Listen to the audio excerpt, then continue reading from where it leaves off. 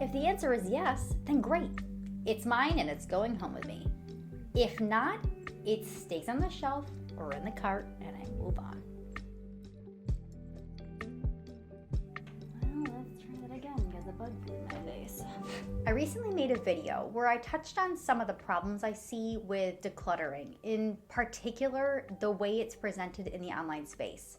And not only did I enjoy making that video, but you all seem to really enjoy that type of content and have asked for more. So this video will be the first in a series of sorts where I'll be sharing with you tips and tricks and my philosophy surrounding how I curate the stuff in my home and life. Because I don't know about you, but I do not have the time or energy to be bringing things into my home that I'm just gonna have to figure out how to declutter later. I don't yet know the frequency with which these videos will be coming out, so if you're interested, you'll want to subscribe for updates and turn on the notification bell so you get notified when the videos are posted. Okay, so let's get into it. Today we're gonna talk about the one thing, the one filter that has radically changed the way that I bring things into my home, my life, my world.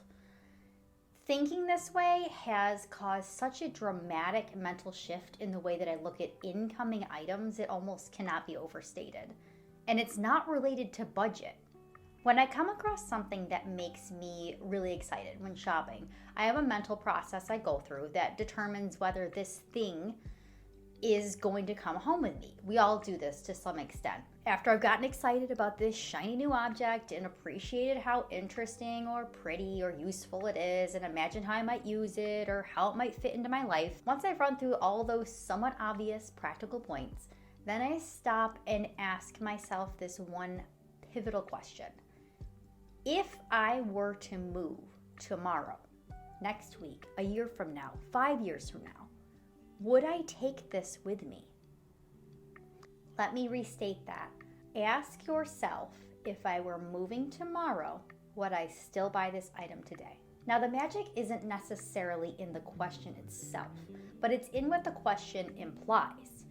Meaning, would I be willing to go through the trouble of getting the bubble wrap and the tissue paper and the boxes, then wrapping it, packing it up, labeling it, loading it on the truck or paying movers to do so, hauling it to the new home, unloading the box, dealing with the box while I unpack everything else, figuring out where to store it, at least temporarily, and is it then reasonably likely that I'll find a place for it in my new home?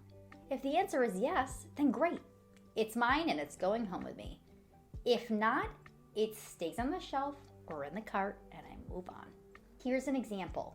I recently shared with you one of my favorite collections, my beloved little porcelain swans.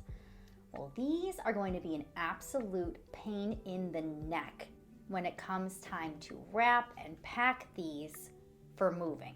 I am fully aware of that. And when I buy a new one, I remind myself that I'd better be willing to spend a lot of time caring for this item when storing it seasonally or protecting it for a move. It had better be worth it. This helps keep my collections controlled and high quality without giving them an arbitrary numerical limit. Now, as effective as this filter is, it's certainly not 100% foolproof. Sometimes I still buy something that I change my mind about later, and I recognize that just because an item passes the test now, it doesn't mean that I can never change my mind about this item ever again. That's absurd, and it's how a perfectionist would think, that one must make the exactly correct decision right now or it indicates failure. All any of us can ever do in life, in any circumstance, is to make the best decision we can in the moment with the information we have at hand. So when screening items for purchase with this question in mind, my ultimate goal is just to be honest with myself in that moment of decision and listen to my gut. Hi. My assistant seems to have arrived. And if the answer to that question at that moment is not a resounding yes, as in, yes, I'd be willing to go through the hassle, cost, and time to move this item if I were decluttering and packing up my life in preparation for a move, then it's not coming into my house, period. Now, I'm not planning a move in the immediate future, but asking myself this one question alone has dramatically stemmed the tide of things that enter my home to begin with, And as we all know, if you want to get a handle on not just the amount of stuff in your life, but the quality and the joy quotient of the stuff in your life, you must consider the ways that you filter the influx of stuff. This has proven to be a winning approach for me, so the next time you're out thrifting, perusing an estate sale, checking the shelves at Savers, or scrolling through Etsy, ask yourself, if I were moving tomorrow, would I still buy this item today? Let me know your thoughts and what you'd like to hear more about down below. I love reading your comments. Check out this video next. I'll see you there.